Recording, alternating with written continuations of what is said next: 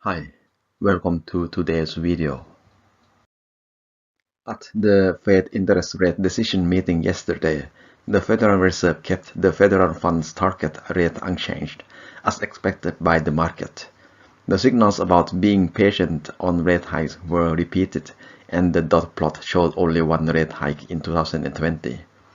Most surprising message was the message about the Fed will slow down the balance sheet reduction program in May, and that the program will end in September.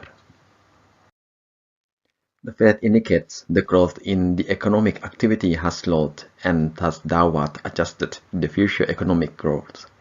Job gains have been solid, inflation has declined, excluded the volatile food and energy prices, inflation remains near 2% objective.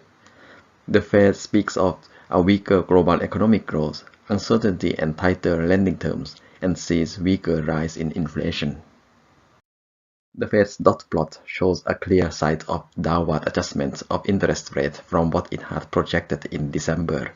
Most of the members of the Federal Reserve see unchanged interest rate this year and only one rate hike next year, and that the rate will be at a neutral rate in 2 years.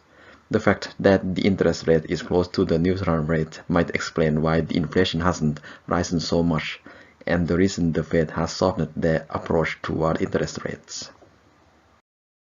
The Fed has decided to reduce the treasury securities sell-off.